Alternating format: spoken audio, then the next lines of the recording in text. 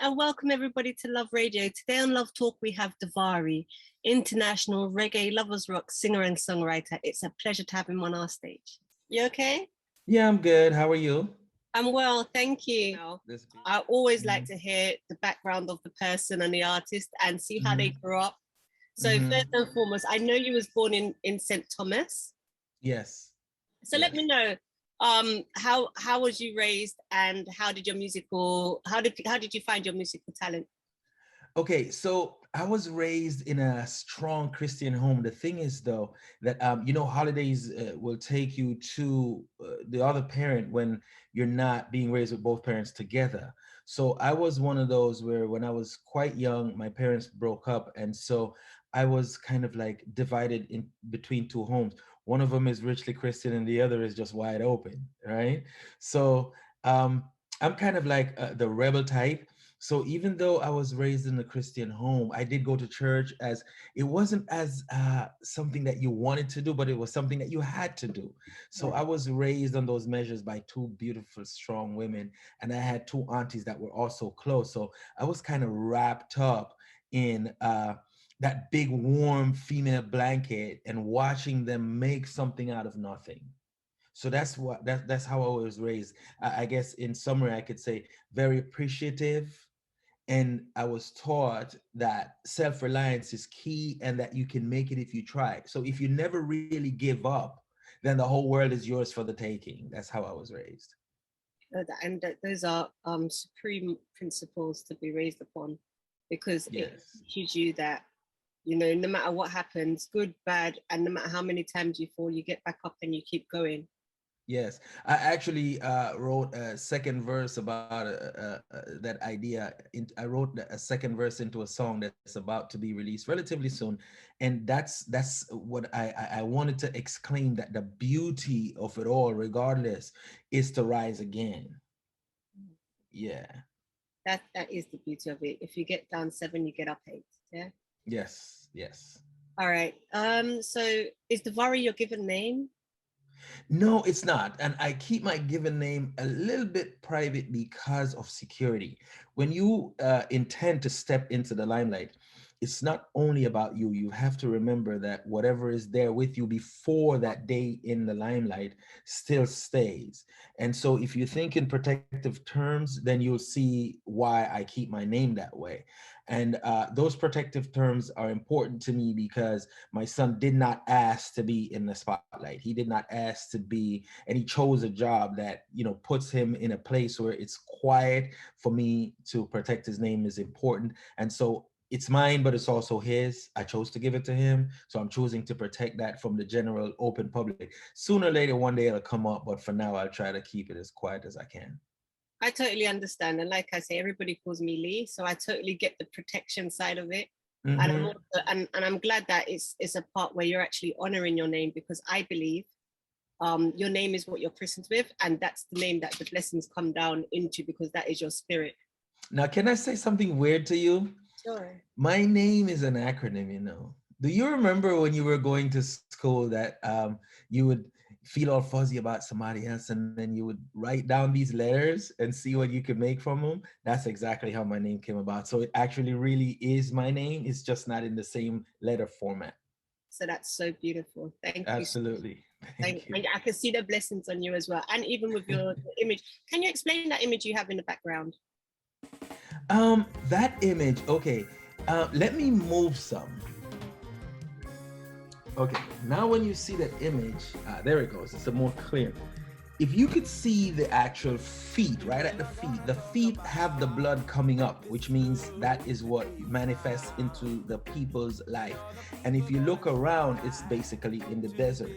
And there are two people embracing, and this is the cover for This Your Love Is Here to Stay. So basically what it shows is that we grow into this tree and we protect one another, because this is where we are and we're not letting go.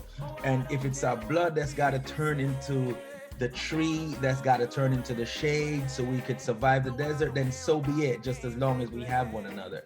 So it's symbolistic. It's so beautiful. Who's the artist? It was a graphic artist. We call him Chippy. That's his name. Everybody just calls him Chippy. And he is the artist that made that. And it was his idea to manifest it based on listening to the song and looking at what I wanted to portray. And I love it. I love it too. I do. And that speaks volumes. You can interpret it in many different For ways. itself, doesn't it though? Yes. It was great. So we've been, I guess for lack of a better term, pushing this one and saying that this one everyone can relate to. And as I was trying to explain to you in that in that moment just now, it's a matter of saying, look, I've got something, regardless of whatever it is the love is for. We do know that it's like this. It goes up and it goes down. And there are times when you have to remind the participants that this is important. Sometimes you have to look in the mirror and remind self that this is important. You have to choose that this is what you want and you're going to make this work. Whatever the proverbial love is for, you have to make that work, even if it's your own child, because they become their own individuals after a period of time. And so to remind oneself that this your love is here to stay, we ain't never gonna let go of this, is the missing ingredient why we have so many people falling apart when it comes to unity.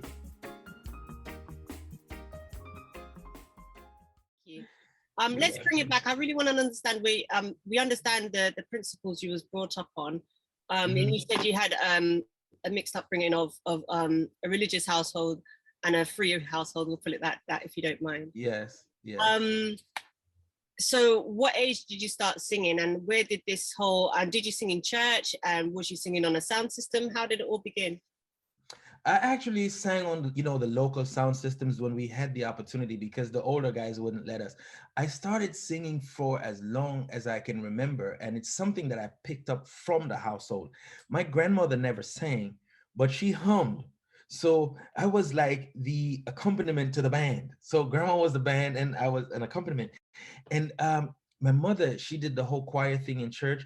And like I'm saying, I would rather be outside romping around and stuff and making mischief, with the other kids and whatever. So somehow, somewhere around age 4 or 5, somewhere thereabout, someone put me on the spot. And from the moment I got put on the spot, it was like, oh yeah, man, him can't sing, him can't sing, him can't sing. And so it became a thing. I never really focused on it though. And one of the main reasons why I never focused on it is I never saw a directive. I never saw, okay, well, if you sing, this is going to get you here or there. So it was just a thing that I could do. And I did a little bit of acting in the church plays and whatever. And I just grew up on this. And actually, at about maybe age 12, age 10, 12, when, little issues started coming around, little teenage life and puberty, I started to realize it was an appeasement. So I used to sing away all of my issues, all of my problems, all of my worries used to just go away and get lost into music itself. And then I realized something. This was very, very big for me. I realized that music is written about every single mood I could find myself in. And I was like, yes, this is the escape. This is my cave. This is where you can't touch me. In my own head, that was redemption from everything. But you focused on love. You focused on the union of love when writing. Is that right? That's what I kind of read in your bio. Yeah, and it's because my focal point is not to go out there and how would you say, repeat the obvious, so to speak. In essence, I find my music to be a transfer between what someone knows how to say and don't know how to say. Sounds like an oxymoron. Well, right before, let's just say before this meeting right now, let's just say it's an interview about a job. Now, I've worked in the business for long enough and I understand my way around the boards and this and that. But right coming up to the time when we're supposed to talk, I'm like this and my belly is also like that, right? And so I don't know how to come across and deliver whatever it is that I'm supposed to deliver. And any person that has ever been on a stage will tell you, the butterflies, they will act like they're quiet. And right when you hear your name, you just, and you don't know what to say.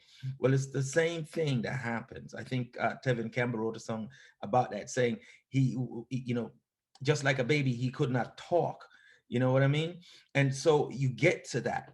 And my thing is to, how would you say, be so prepared to try to avoid it So I could say maybe, you know, I keep it down a little bit.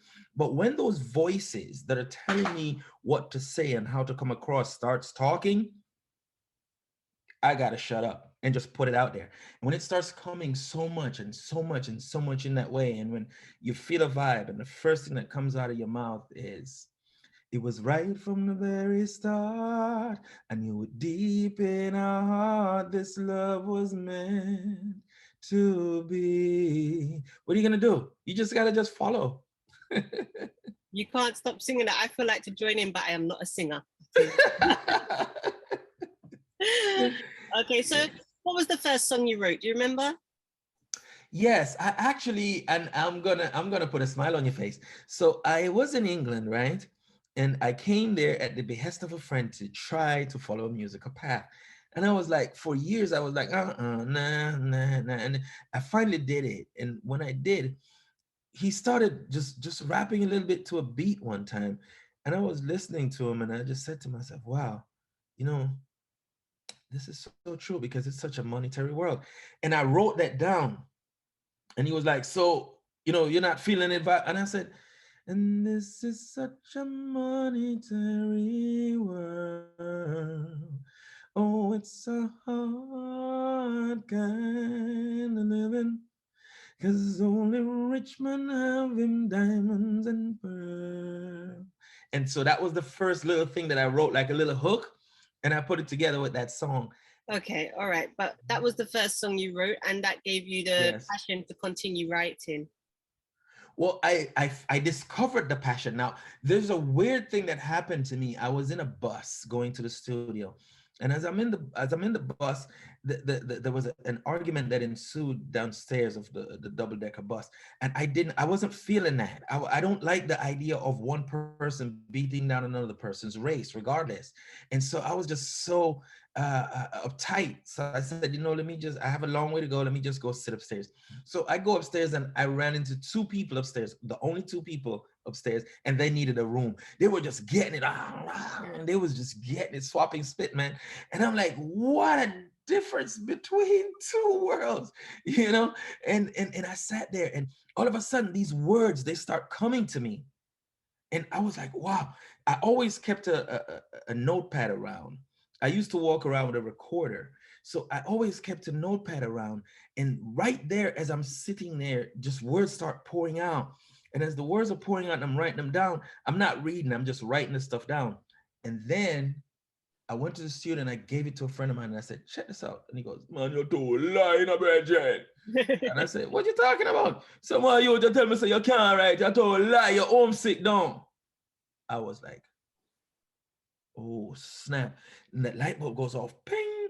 You are communicating through a channel. The moment I realized that, I started to now understand what I be feeling because it's a vibe. It's not just words, it's a vibe. I get the rhythm, I get the harmony, and I get the words all at one time, and they just come pouring down. And if I don't find a way to actually lock it, I lose it. Okay. Mm-hmm. That's an amazing story, actually. From one extreme, a fight on downstairs, Yes. and making. Yes. And I go upstairs and these two people are about to make a baby. I was like, what? So, who are your musical influences? Well, I don't have a whole lot of influence, and it's because of like a personal thing. I wanted to create a sound. So when I realized that I created the sound, okay, the guitar player, we're rehearsing, and the guitar player said to me, yo, my youth, you know it's an uptown reggae you sing? I said, what do you mean by that? He said, no, man, you're a reggae, uptown reggae now. And I was like, yes, I captured the essence of what I wanted. And the moment I realized that, I try not to so focus on another person's style because it will drag you in. It will pull you in. And then I remember being at the studio and someone came and they were supposed to sing this one song. And for like an hour and a half, she couldn't get the song right. You know why? Because she kept on trying to sing like the original singer. That's what happens when you let it inside of your head. As far as the whole thing now, to say personality and to look at someone that I've seen come through the business from basically, as far as I can tell, nothing, because I spoke to them directly. they come from nothing and they build something. Beres Hammond, he is the one. I sat there with him. I made it a personal thing to do, to find this man and get an audience, and I did. That's huge, right? And Absolutely. then the other person is Marcia Griffiths. I've watched her career, and oh my gosh, that lady, she just like oods class, and that's what I love about those two people. It speaks to how you've developed your career, because you've developed a personal career.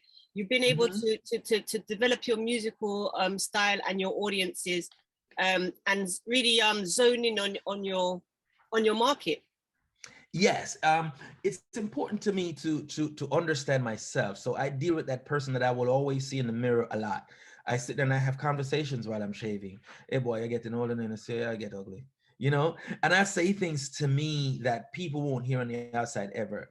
What happens with those things is that they act as something that rights the ship, so to speak. You see what I mean? And for me, I don't want to become selfish, so I don't stick myself in my own world. But what I want to do is be an individual. And the first time I heard someone say I was the next somebody, it was disappointing. And I actually corrected them. I told them, I don't want to be the next anyone.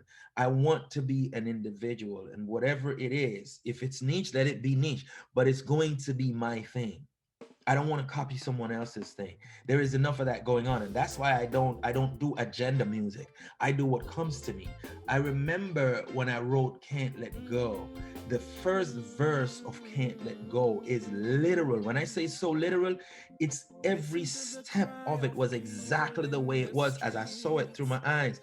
And when I released the song, I noticed a lot of people gravitated towards that, but they keep on saying Bob Andy or other names, and I appreciate that. I'm grateful that my name is mentioned among the greats.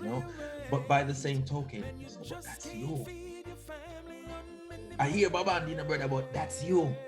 You understand? Very important to me. Very, very important. I'm sitting here listening to you, and you're very wise. You're very thoughtful, and you're forward thinking. You sound to me as if you're very well educated. Do you have a study of preference? Yes, I'm educated. I am educated. I'm an engineer by career. I started off in construction many years ago when I was in Jamaica. I went to the city to look for work, and that was the first thing that was there. And then later on in life, I noticed something, and this is a part of why I never went into music in the early days. I realized that if you want a career path that is going to be the most rewarding, you have to do what you love. I like to build. I love the idea of building. I like to connect. I would love to see, even say you and I, we met each other on a Zoom some years ago, but over the years, we've built something wherein I'm not doing it because I'm depending on something that I get back from you, and you're not doing it because you're depending on getting something back from me. You're doing it because it feels good. It makes you feel all warm and tingly and fuzzy inside. And once it's that way, it grows. So with me, it was to look at a thing and say it's over there on the other side, and then I build a bridge to it. So education was how I learned to build those bridges. Does that make sense? I learned to, every day that I wake up, not only thinking about me, but saying to myself, how can I make it better for everyone? That's, at least let's start with my inner circle first, you know? And can I make peace? Can I make peace with Lee? I really made her upset. And even though it was maybe 10% her fault, it was 99.9% my fault for going in the direction that I let it go. Can I find a way? Can I find a channel to make peace? She need a moment to heal, give her that moment. Understand and respect that it's her space and you violated her space. Okay? How do you get back? And don't go demanding anything. Go with humility and realizing that she has feelings too. And you can make this grow into something. So that's what I like. And I went to school. I started off with my minor in psychology because it came natural to me. And then I went into building. And then I went and I got my master's. And once I got my master's and I started to realize, okay, well, I got that part down. I take care of the kids. I take care of all of that part. how about this music thing? And so I gotta tell you what happened. So how about we're searching, we're doing detecting work for a gas line in the backyard that after the hurricane it got ruptured and they shut it off. So now you can't see anything. So we've got to literally dig and find it and trace it to where it's got to go. Find the break and fix it, right? So I'm working and I'm probably maybe knee high in some bushes searching and everything, and I'm doing what I'm doing. And I'm just singing, just singing away. And I'm not paying any mind to who was on the second floor behind me, but they're watching, right? And they're listening. And then when I got to a point, I hear this. And I'm like, oh, wait a minute. And those people go, oh, but you sound so good, and this and that.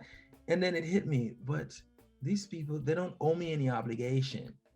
That moment, Lee, was so important to understand that when someone reacts positively towards you, that do not owe you any obligation. They're not a yes man, first of all, right? That's the first thing. And they're acknowledging that you can do something. That's the second thing. I was like, nah. And then in that bus that day, that's when the bond became like this and say, you have two talents, bro. Two of them. You got so many people that does so much more with a half a talent, bro. You can't waste two talents. What are you doing? And so I was like, okay. So I put a piece of the budget, of the budget towards music, and it's all been over since the shouting. Um, Excuse me to change the subject slightly, but I'm big on accents, right? Mm-hmm. And I know you're from Jamaica, but I hear a bit of American and even maybe Antiguan in your accent. Like 33 years of living in the US.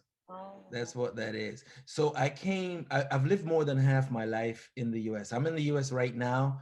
I'm going back to Jamaica soon. I was just there for about 4 or 5 months. I was there from May until the end of September, beginning of May till the end of September. And I have a home there and I have a home here. And for me, there is a certain authenticity that comes from being in Jamaica. Okay. Um, there's a certain authenticity in the way how the music is played. And I'll give you an example.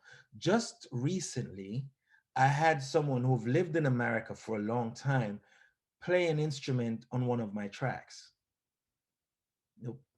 Turned it down completely. That's the first time in a very long time I excuse me, I even let anyone outside of Jamaica touch anything musical for me. This guy played live guitars and I shut it down, completely shut it down. Within 24 hours of that time, I sent the same exact track to Jamaica, to my Jamaican compadre. And this other guy here was Jamaican too. And I sent it to Jamaica. 2 hours later, this man, without me giving him any instructions, his interpretation of the music, along with the words, beautiful right away. And so that is what I mean. So when I left Jamaica, I was 20 years old and I came to the US and I established a life.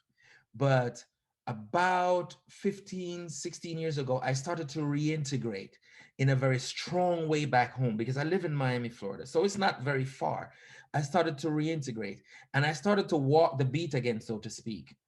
And there is, to me, nothing more amazing than to wake up in the morning, the beach is just there, and to go for a long walk on the beach, take some pictures of the sunrise, and just take in all of that being alive, all of it, Lee, just absorb all of being alive before I start my, let's say, monetary day. Capture the essence of being here and knowing that someone else that someone is depending on and loving so much did not. You understand? And so that is like a big, big deal for me. So I split my time in between. So you'll hear a little bit of the Jamaican. You probably hear Antiguan because I work there a lot physically. I work there a lot. Over the last 5 years, I worked there. So you'll hear a little bit of that. But you're going to hear me being me. You're going to hear the road of my life, where the wind tunnels are, where it rains a lot, where there's dry, where there's sadness, where there's happiness. You're going to hear all of that because I don't put on a facade. There is no other me. that I go back to when I get off of this interview with you. There is no other me when I get on that stage and I decide I'm going to come down and I'm going to look you in the eye and I'm going to sing to you. There is no other me. It's just me. That's so what you see is what you get. And you know, I feel that and I see that. I really do. I I feel try. like I'm talking Thank to you. the original you. For music. Remember, it starts with self, okay? And my manager, for the first time, I decided to work on a beat for her. I generally don't because I get my inspiration in a different manner. So she sends me this beat and I listen to it and I just totally lulled away into this idea. And this is a pre-release. I'm going to drop something for you, drop a couple of lines so you could hear where my meditation is when I say what I just said to you, right? And I was in Jamaica when I wrote this song, and I wrote it especially, I want you to focus on what I was just saying previously before you spoke, and listen to this idea right here. It goes like this. As I journey through this life of mine, this I've come to realize, that it's such a blessing to wake up each day and say hello to a new sunrise. You see what I'm talking about? The idea is so much where, yeah, to know that, especially the part that I mentioned, someone else that someone is loving on so much and is depending on so much, and probably even young ones are depending on, is no longer here. And it wasn't a choice, you know. And so you get that caught up in your mind, and it creates the peace from within, because I believe in shining the light from inside out, not from outside in. And so when I get caught in the moment, I would prefer that someone sees me as a beacon than sees me as a transition to hell. You understand what I'm saying? I don't want to create that aura around me. I want people to always look up to me and say, you know something, this guy, his music pulled me out of such a dark place, so to speak, instead of to saying his music takes me to such a dark place. The younger generation. Mm-hmm. There's a lot going on with them, and quite rightly so, because life has evolved. Mm-hmm. Mm-hmm. My question to you is: are there any young artists that have impressed you of late? Really and truly not of late. I don't call them young artists is the reason, but Romain Virgo and Chris Martin, I'm watching these two guys morph into the next generation, so to speak. And I'm saying this because I'm much older than they are. So they're not new artists. So it's not a case of new artists, but to say from the next generation, we're stepping down from away from Beres and Bounty and and those people, and going to the next passing of the baton. Yeah. And I like Popcorn's how would you say his maturity path. I love his maturity path from the gun lyrics and the Badman thing, because we have enough Badman in Jamaica. We don't need no more. Okay. We don't need no more. And I like to see this, even to see them with the old school and the new school with the combinations he did with Bears. I love these things. And so those are the people that I think. But since you left the door open in this manner, I must say honestly, I don't like how the music is being dominated by the male gender. And I don't see the female gender stepping up there, because I think they're just as talented, if not so much more sometimes. And I would love to see it more heading towards a 50-50 instead of the 90-10 that it is right now. I'm glad you mentioned that. Thank you. Female artists are, I mean, once you hear a female artist nowadays, they are so talented. I mean, Jamaica does have quite a lot. We have Wow, do we ever? the Jada Kingdom is young and coming up. Mm-hmm. Savannah, I love her voice. Savannah, yes. Oh Mm-hmm. my gosh. But you're quite right. You're still right. As in, although we do have these talents, these Mm-hmm. female talents, they don't seem to be getting the impact that the male artists seem to be getting right. Yes, that bothers me at times, and it's because I believe in balance, and I think that everyone, regardless of gender, brings something to the table. I also feel like it's bad, so bad, that the female's beauty acts as in some ways a curse, because the moment that beauty shines through, and remember, people hear with their eyes, You understand? And so the moment the curvatures of the female body is what it is that's going to be a part of what's coming up, everybody wants a slice. And the grab act begins and the disrespect follows. And I hate that. I hate to think of my daughter calling me on the phone or me witnessing someone disrespecting my daughter and wanting to put her sexuality in front of what she was trying to bring to the table. That's what I don't like. And I'm one of the first people that will say, no, no, no, no, enough of this, because my mother deserves respect. And she, Lee, sitting here in front of me, doesn't need to be my mother for me to respect her. You understand? And it needs to begin with that.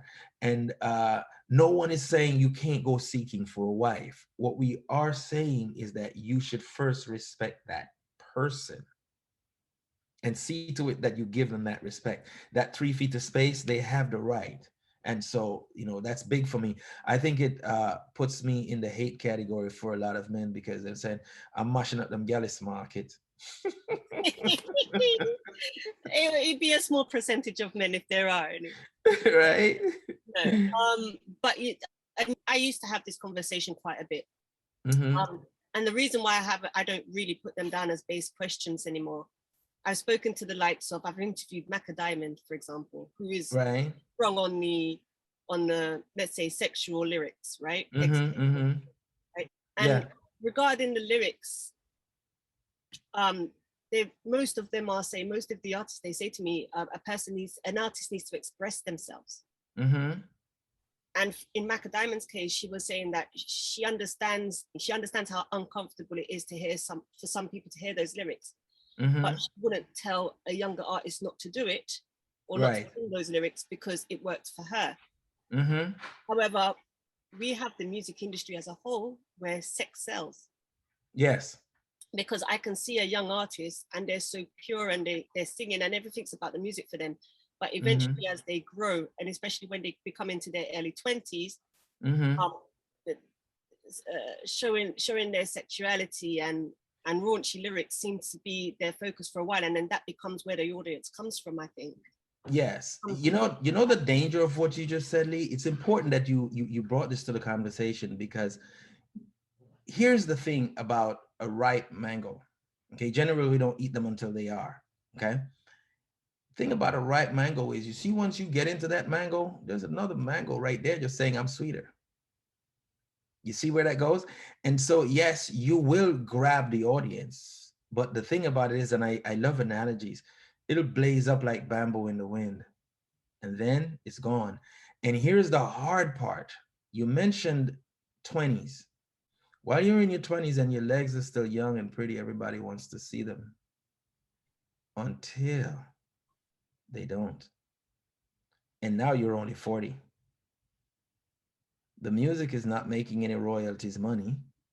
The same people who were 20 back then are now mothers and fathers, and they don't want to hear that crap. And then you end up flaging in the wind. That is what I see happen. And that's the danger of it all. So now nobody wants your body anymore. Nobody wants to see your body anymore. And nobody wants to hear your music about your body anymore, because now some young person is the new thing on the block with that body, now flaunting that body that you used to flaunt. And here you are trying to make a comeback for 15, 20 years, and you just can't. You're very inspiring, and the way you speak, I know that I'm going to be sitting down thinking about this conversation for quite a while. I appreciate that. I really do. Yes, and so I just want to really, really applaud you and thank you so much for blessing my platform. Is there anything that I haven't touched on that you would like to speak about or you would like to mention to your audience? What I would love to mention to my audience is that people listening and wanting to have a sense of directive on where to go musically. Yes, it's your craft. I can't tell you what lyrics to write. I absolutely would never try to do that. But what I would love to tell you to do is master your craft. This is the business of music. And if you intend to sell oranges and make a profit, you should understand oranges. You should know how long they'll keep. You should understand the sweet content. You should understand how to peel an orange, for God's sake. So at the end of the day, I would love to say to the people who are listening and looking for that sense of direction, master your craft. The great Beres Hammond looked me in the eye and he said to me, look, listen, and learn. you should do this. You should do all of them. Just look, listen, and learn, and try to understand yourself before you get into something that you don't know anything about. As far as all of us adults are concerned, take care of one another. Love is the strongest frequency known to man. It simply just is. There's nothing you can do about that, because you know something, you will get a hell of a lot more out of a teaspoon of honey than you can get out of a gallon of vinegar. It's just the way it is. There is no way around that. Ask any mother that has ever hugged a child that's crying, and she'll tell you there is no better way. You're not going to get the best out of the child by roughing it up. You're going to get the best out of the child by love and warmth. Okay, so that I would love to say. As far as handles are concerned, I have a one-stop shop. It's devaremusic.com, DEVARE music, all one word.com, and that's where you find everything about me. That's where you find the pictures, that's where you find the music, that's where you find everything. As far as moving forward is concerned, look where you put your foot. That's what I want to say to everyone that's listening to me. Look where you put your foot. I think someone said it makes no sense you start to run before your foot touch the ground. That was in Duppy or a gunman, right? Look where you're putting your feet, and remember, try not to put it on the head of someone else. You know what I mean? It's not a good place, because when the tables turn, you won't like someone else's foot in your neck, you know? And for the women, especially for the women listening to me, I want you to take a look at Lee right here. She epitomizes effort equal success. You see that? Look at her again. She epitomizes effort equals success, because I know she puts a lot into this. She expresses it to me, and I can feel it, and I think it's true. You know what I mean? So, for having me, I want to say thank you, thank you, thank you, thank you so much for having the interest in having me, and for the future moving on down the road. I hope it grows. There will be dark days. Use them as the lesson by which to know where you don't want to be, and to thrive for where you want to be at. You know what I'm saying? Yeah. Thank you for that. And you know, my main question is what is your message you're sending to the world? I am not one to try to tell someone else how to live, but there are some fundamental aspects of building that says you do not ever build the roof and then you dig the foundation. You understand? You start at the bottom and you learn what it is that you're trying to do, make your own mistakes. And like I mentioned to you before, wherever there is darkness, it's essential to understand the need for light. And so once you can do this and you can put a package together, you add a little bit of perseverance in there, and you never, ever, ever, ever let go. That's beautiful. Thank you. Before I let you go, I'm really, really interested in your answer. This question I ask every guest: if you could speak with anyone, or if there's anyone that you've always wanted to speak to, who would it be? It would be Marcia. I have this tremendous love for this woman. I would love to go on like a lunch date with her that lasts forever. You Marcia. know, just yes, just sit and bask into the sunshine and just speak to this woman. And you know, it's because she's been to places. If you can be around Bob for that long, and you can have such a successful musical career before and after, and it was two Bobs, remember it was Bob Andy also, then there is so much to teach me, and I would just so like to be like a sponge to suck it all in. Thank you again, Devaré. I really, really appreciate your time. So I'm gonna do this for you. This is special for you. Okay? And here it goes. It goes a little thing like this. People are gonna talk about the way Lay plays on the radio, and all the people gonna try to get Lee down, but I don't care what people say. I'm gonna listen Lee always anyway. Oh, I don't care about the games they play. Luvradio's on the air and it is here to stay. No, I don't care what people say. I'm gonna listen anyway. Yo, I don't care about the games they play. Luvradio's on the air and it is here to stay. Absolutely beautiful. Thank you so much. It's an absolute honor. I really, You're welcome. really You're appreciate welcome. it. Thanks for having me. Thank you for watching. Remember to subscribe so you can be notified about future interviews. Have a lovely day. If you would like to promote your music on Luvradio, find us on all social media platforms or email contact@luvradio.co.uk.